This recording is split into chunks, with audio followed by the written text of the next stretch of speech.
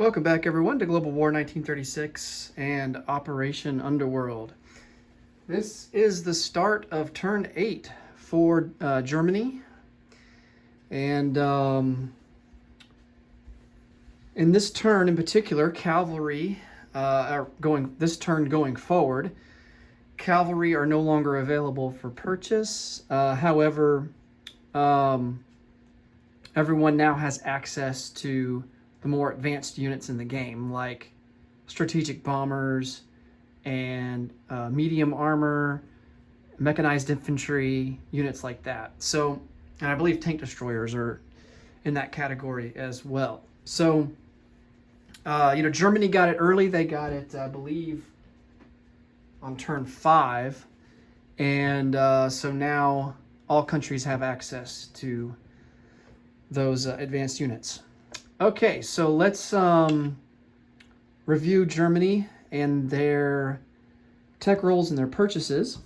So for tech rolls, we're going to go for radar, improved factories, heavy armor, and long-range aircraft. And for purchases, we got quite a bit laid out here, as we had a lot of money to spend after capitulating France. So we did suffer 1 IPP value of damage on a convoy route there in the Baltic Sea. So we got to account for that. Other than that, we are going to finish construction of a battleship for $6. Now, ordinarily that would cause a +1 income increase for the British. However, they're already at the wartime economy, so they no longer get any income increase from actions like that. Going to purchase a fighter for $10, 2 self-propelled artillery. That's going to cost, actually 3 self-propelled artillery. That's going to cost 15.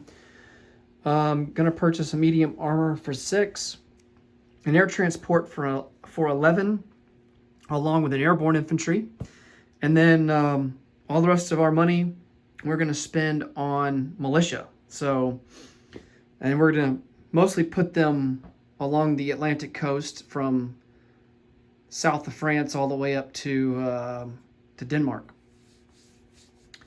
And then that will allow us to fulfill the requirement for Festung Europa, which will allow us to place down either a fortification or a coastal gun in one province per turn of our choosing that's along the coast there, building the Atlantic Wall. All right, and then of course we have our recruitment rolls for Spain, Finland, and Romania.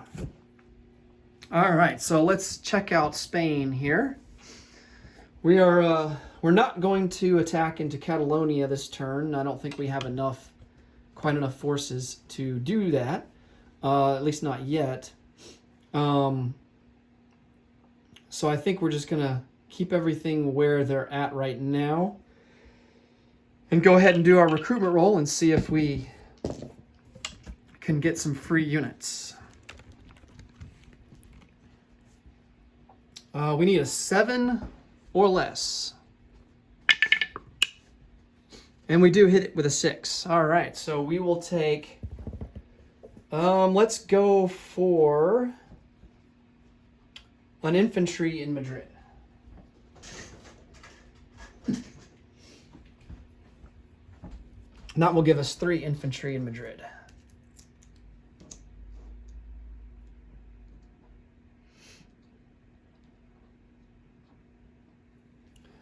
Okay. Now, as far as I understand, there is a minor factory there in Madrid. However, neither Republican Spain or Nationalist Spain can really utilize it during the Civil War because both countries are controlled minor powers. They don't receive their own separate income. And I believe even after the Civil War is resolved, they are still controlled minor powers, and so they would never really utilize that factory. The only way that they could utilize that minor factory is if Spain got invaded by a major power, and then Spain would align with the opposite faction from the country that invaded them. So let's say the United States comes in, let's say the Spanish Civil War is over, right? And the nationalists win the Spanish Civil War, and then the United States declares war on nationalist Spain. Nationalist Spain would become they would align with Germany, and so Germany would get all of those units and that factory in Madrid, and then they could start producing units there in Madrid. So I think that's really the only situation where that minor factory would actually come into some use. Okay, so Spain is done and accounted for, so let's go ahead and roll for our technology rolls for Germany. See how we get on there. Let's see, a 6 and a 1, those are definite failures, but we rolled 2 12s, so those are definite successes. And that's going to be for radar and long-range aircraft. Excellent. Pretty good text there to get. So we complete radar, and we are up to stage 3 now for long-range aircraft.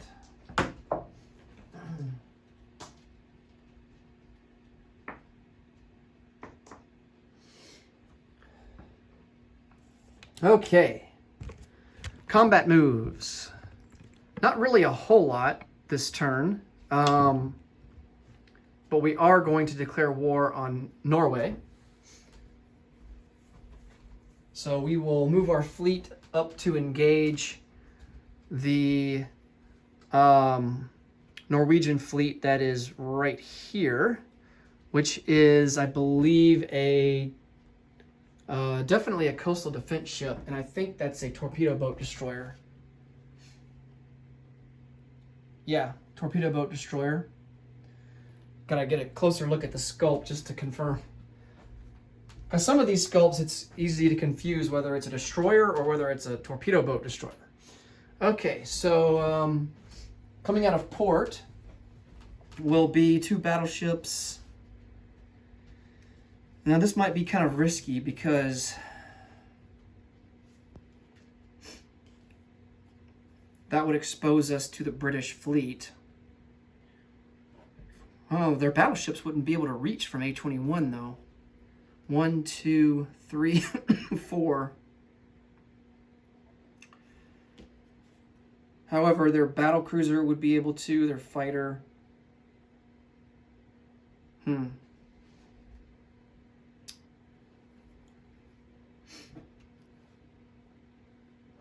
Yeah, let's go for it. So, 2 battleships, battle cruiser, a light cruiser, a coastal defense ship, and a destroyer will all combat move into A10 and engage the Norwegian fleet. And then after we clear the way, we are going to drop 2 Marines off into southern Norway. And then aiding the assault into southern Norway will be a fighter and a tactical. 1, 2, 3. And then they will come back 4, 5 into Denmark.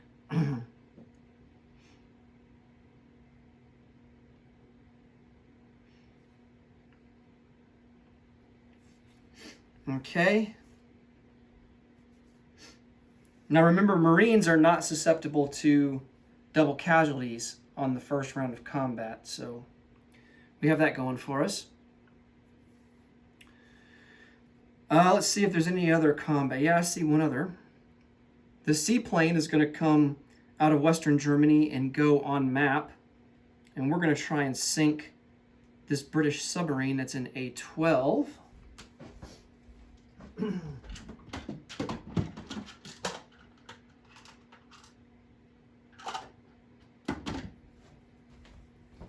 And he will have an attack value of a 3 or less. The submarine will not get to fire back. If we miss, the submarine submerges. I think that's it.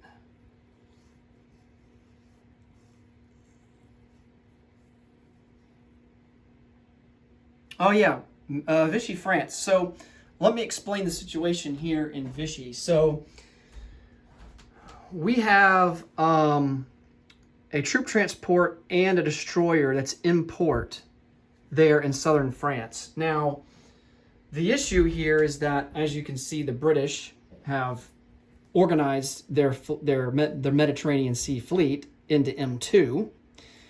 And when the British are at war with Germany, they have a special ability that allows them to be able to launch attacks against, basically port strike attacks against ships that are in port, against Vichy ships that are in port. And so without having a formal declaration of war against, Britain's already at war with Germany, but this would not trigger Vichy to align with Germany. All right, so, excuse me, still trying to get over this stupid illness. And so the British are allowed to conduct those port strikes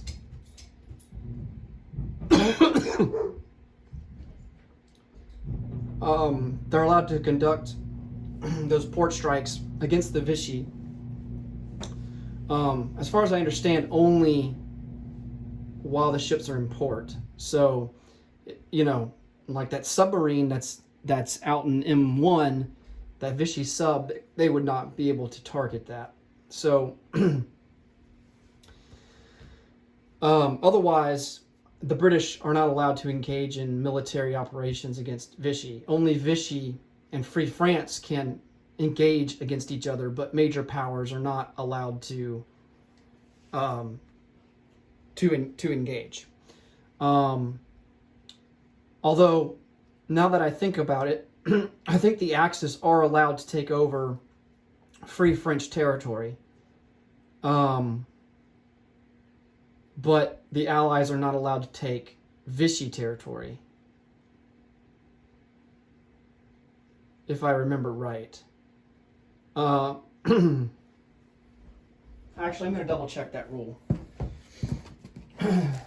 Let's see.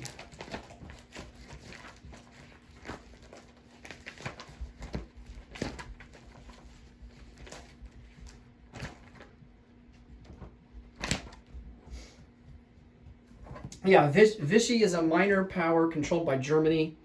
As long as controlled, Vichy gets recruitment rolls. Oh yeah, we can't forget our recruitment roll for Vichy. Oh man. So they would get a 2. I'm going to put that down here on my chart. The German player decides how income from Vichy possessed land zones should be allocated, either added to the German income, which is what we're doing, or collected by Vichy. Vichy is at war with Free France. Vichy cannot attack other nations. If attacked by anyone besides Free France, Vichy will align with Germany after the attacker's combat phase. Exception when Great Britain uses Operation Catapult as a special ability. And that's Operation Catapult is what I was just describing, where Britain is allowed to conduct port strike attacks against Vichy ships in port. But they are not allowed to conduct any other military operations against Vichy. If Vichy aligns with Germany, well, they can, but that would cause Vichy to align with Germany. If Vichy aligns with Germany, IPP collected by Vichy is added to the German income. Axis powers may not attack Vichy. All right, so it sounds like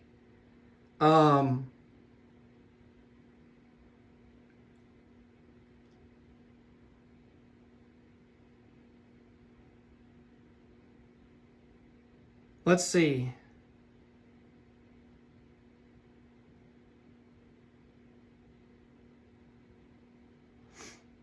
if Vichy attacks Free France in a sea zone containing other Allied naval units, like what we have here in M2, the non-French units do not participate in the combat but stay in the zone. So I was thinking this turn that it might be good to send our submarine and our, because we don't want to keep these ships in port, right? Because the British are just going to attack them. So I was thinking about bringing down our sub and our destroyer along with our fighter and trying to take out these Free French ships right here. And so according to the rule, the British would not be allowed to engage in that battle. So it would just be Free French versus Vichy.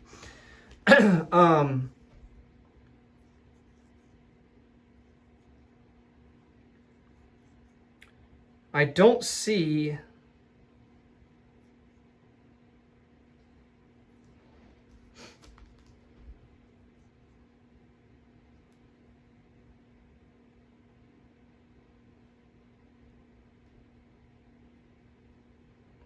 I'm trying to see if there's a rule about, like, for instance, let's say Italy gets involved in the war against the Allies. Now, or actually a better example is that we have here is Abyssinia and French Somaliland. So French Somaliland here is controlled by the Free French. So when the Italians enter the war, will they be able to send in units to take over French Somaliland? Or is that only susceptible to Vichy invasion? And that's what I'm looking in the rule book to kind of find out.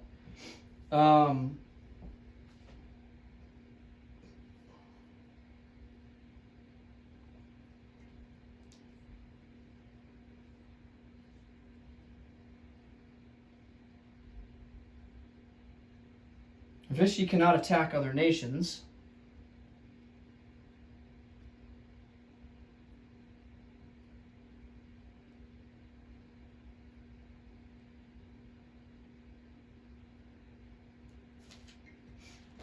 But I'm fairly positive that the Free French are still at war with the Axis, which means that the Axis major powers can indeed go in and take Free French territory. However, the Allies, as far as I understand,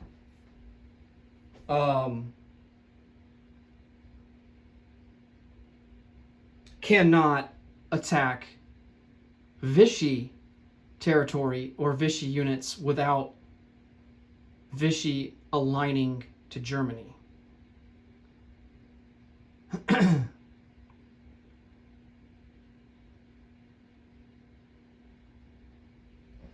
Because Free France still collects its own income separately from all of the other major powers and actually has its own turn, separate turn, whereas the Vichy turn is incorporated into the German turn. So the dynamic is a little different.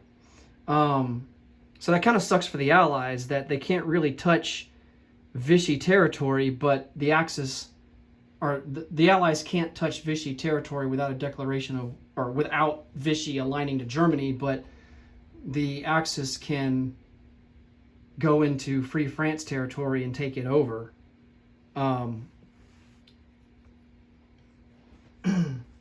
Which kind of makes sense because they're Free France, so they're kind of like a government in exile almost, but the Axis are still at war with them.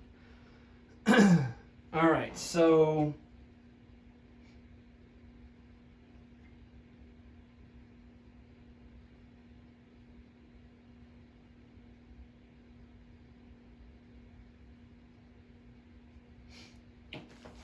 that's kind of what I gather from the rules. Okay.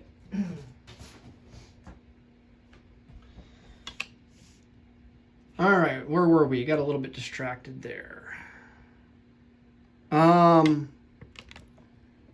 Right, so we've got our combat to do. Got our naval combat.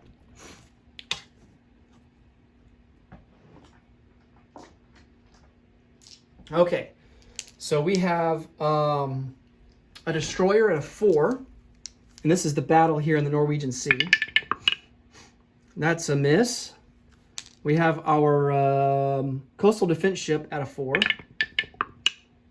That's a miss. We have a light cruiser at a 5. That's a miss. Man, we're rolling high. My goodness. Battle cruiser is going to be at a 7. And there's a hit. And then we have 2 battleships at an 8. And we get 1 hit.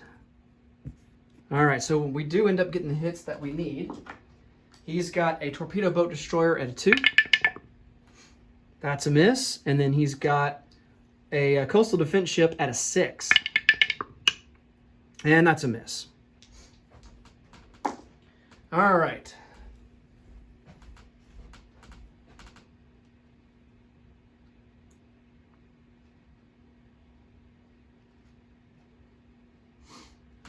So now the Marines can land into southern Norway.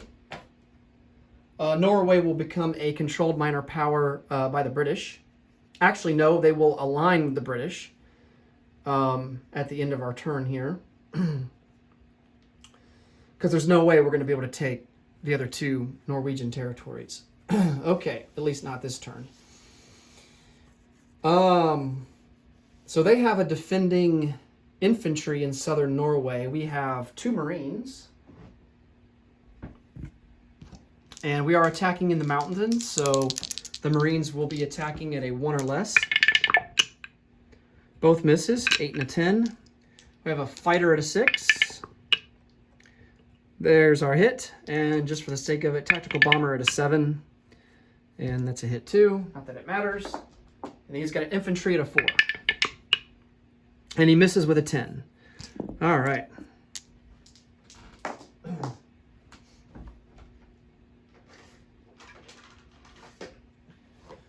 So Germany takes over southern Norway.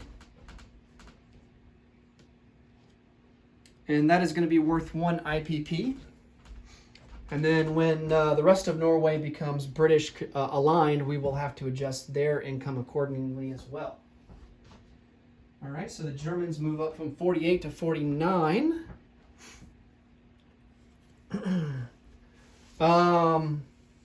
Let's resolve the British fleet submarine there in the Baltic. So we have a seaplane that's going to be at a 3 or less. And we miss big time. So the sub will submerge.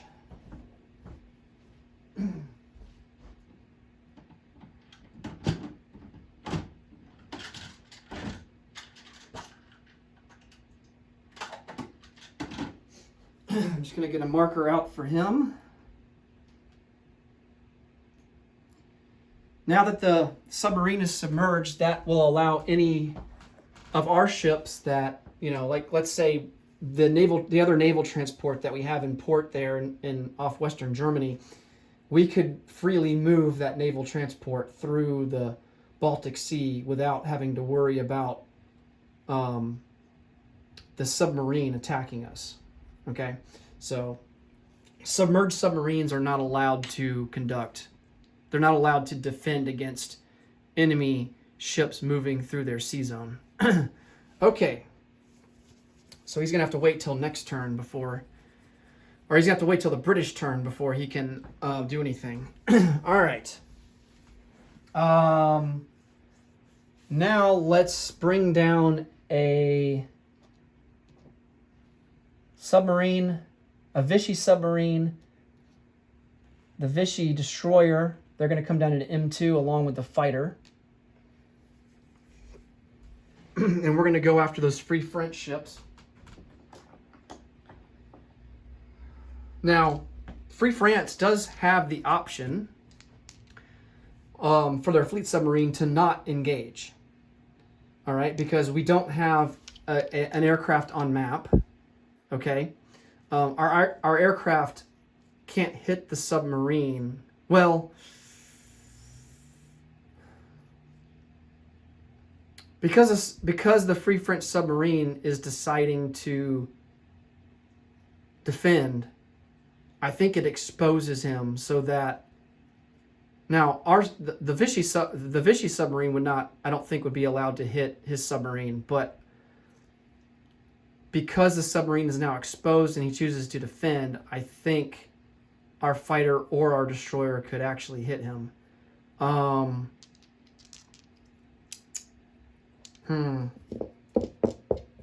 But now that I'm thinking about it, I'm wondering if the fighter does need to be on map. If we're, if we are, now, no, I think the rule is,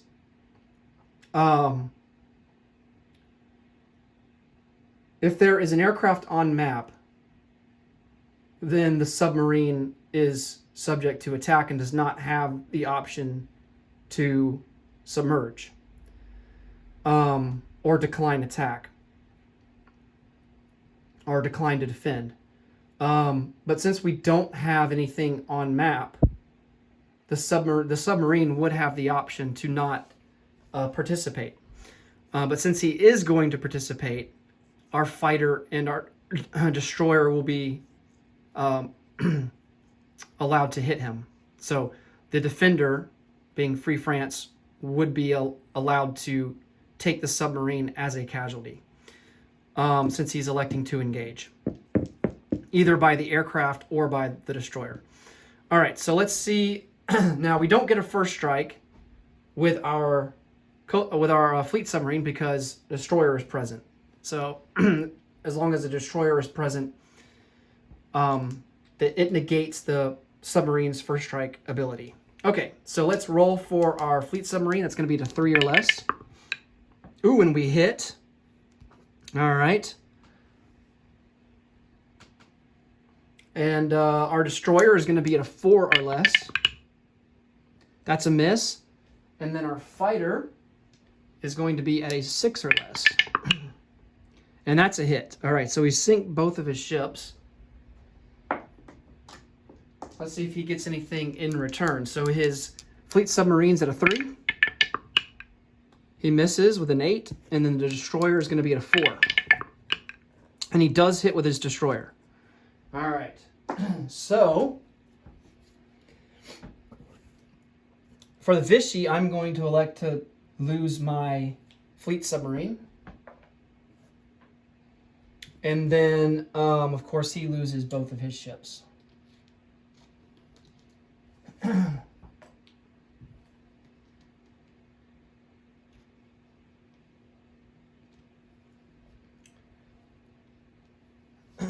right. So that means the Vichy fighter will return to southern France.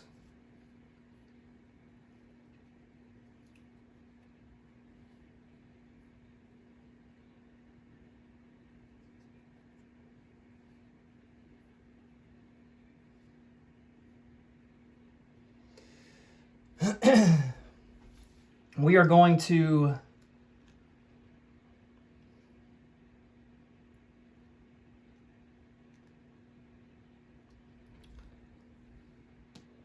let me get the camera back on the map here. Trying to decide what to do with this naval transport. I think the naval transport, I mean, he's got to come out of port, otherwise the British are just going to sink him. And they won't even have to roll because the transport can't defend. So we're just going to bring the transport out to M2 and join the destroyer. Okay.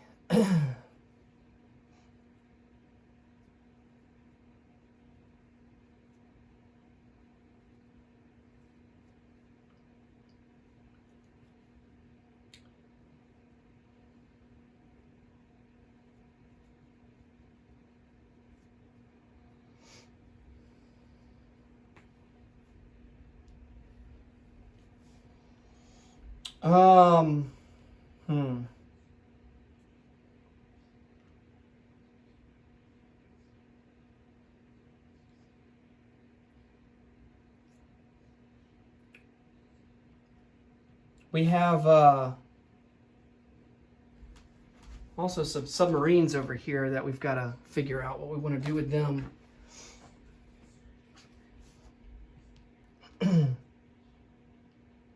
They have an aircraft on map in A44, so we don't want to go after that.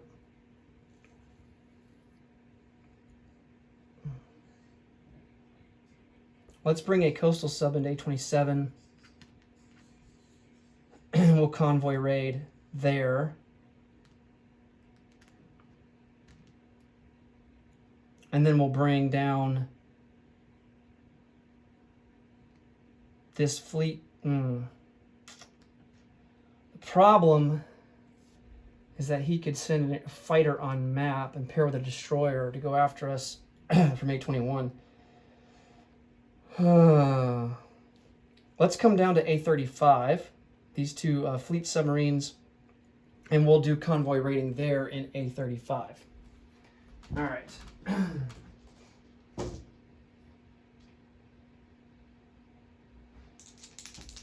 So let's do the coastal submarine first. We do have radar, which means that we get a bonus of +1 to our roll. So we are at +2 now with the coastal submarine, and we'll be at +3 with the fleet submarines. I gotta get it back on the dice. So I rolled a 1 and a 1, and with Germany getting +2 to their roll, that means we do 2 damage on that line.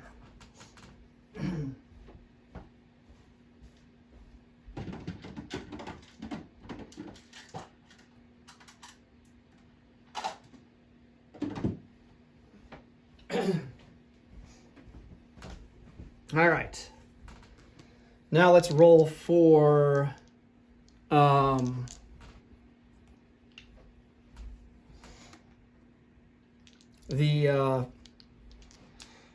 the fleet submarines that are in A35. So +3 to British, +0.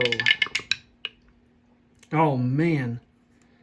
So that's a 5 to a 4, so that's no good. And then for the other sub, oh, that's much better.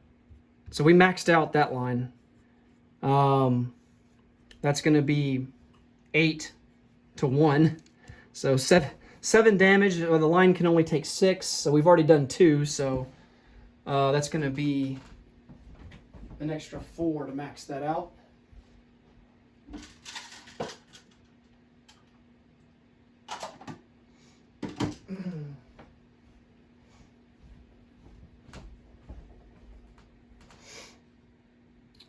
Okay.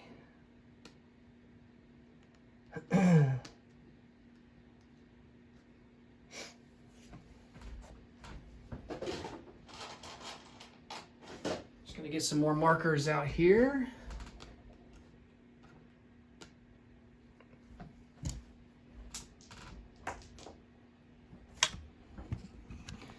That will do it for the convoy rating.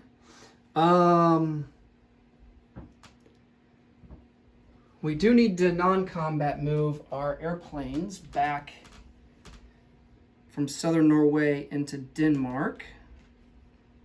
And then this seaplane will have to come off map and go back to Western Germany.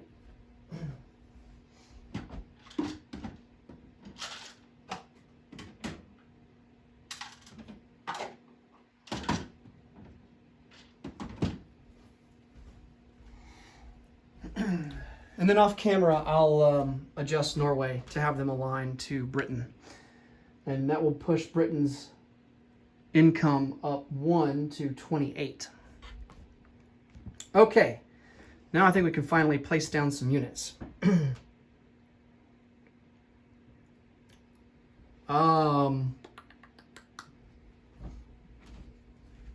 going to place a fighter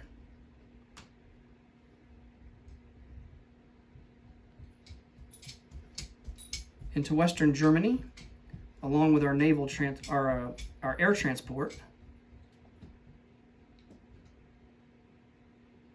Oh dang it! I forgot to move some of these land units. Okay. One cavalry is going to rail from Paris all the way to Warsaw, 4 mechanized. Oh, we're also going to annex central Romania. We are allowed to do that now that we're at war with a major power. 4 mechanized from Eastern Germany will come over into Warsaw. 2 mechanized from Berlin will come over into Western Germany. 1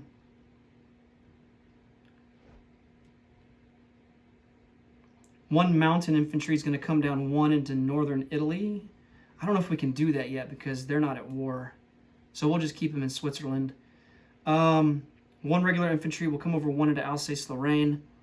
2 infantry in the Netherlands will come down in rail into Paris. 2 mechanized will come out of Paris, and they will move 2 into Bavaria. We're going to keep 2 medium armor in Paris and move 5 medium armor to Bavaria.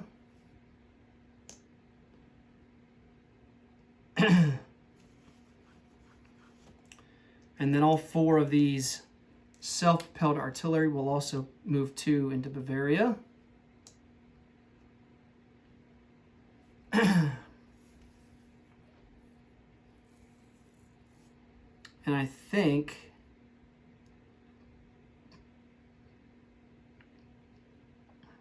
that will do it. And then we align central Romania. That's going to boost our income up by 2. So that will put us at 51.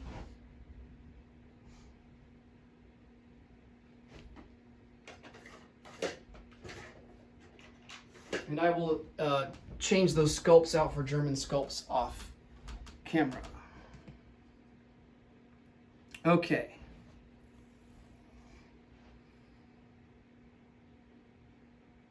And we'll leave all those units there. We're not going to move them. We'll just leave them in Romania. Okay. Now let's place down some more units here. So in East Germany, we'll go a medium armor and 3 self-propelled artillery.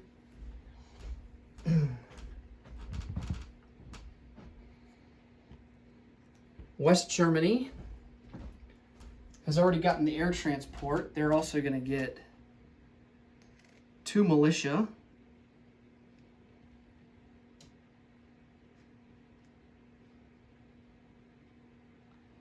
Along with an airborne.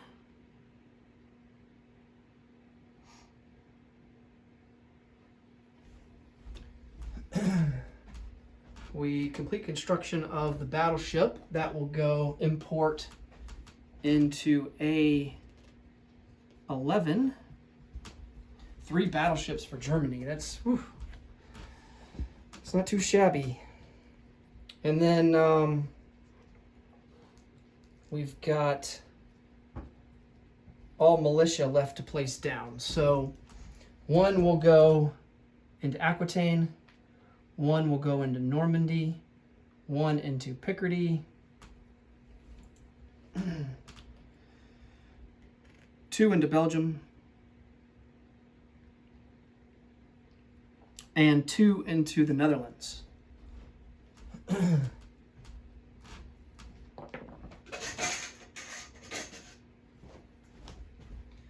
that satisfies, oh wait, let's do 1 into the Netherlands and 1 into Denmark.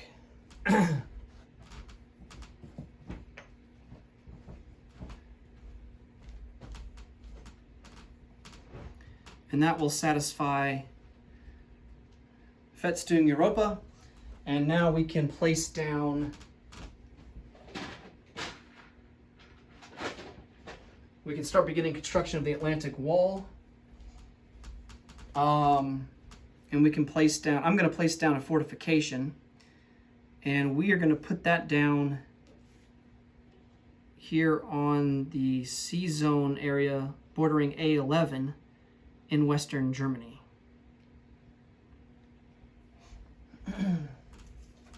So any Allied troops that try to do an amphibious assault there will have to contend we'll have to contend with that assault, or that fortification. Okay, now all we have left to do now are our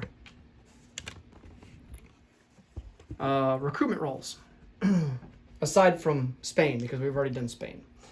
All right, so for Finland, we are at a 1 or less, and that's a fail. That would have been good for last turn when they still had 3 territories.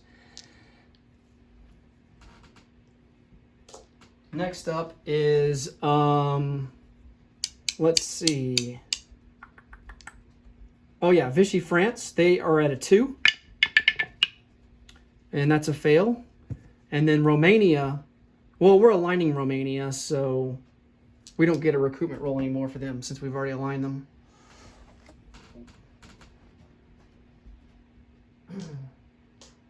Okay. All right, let's see how much we collect and what bonuses we get.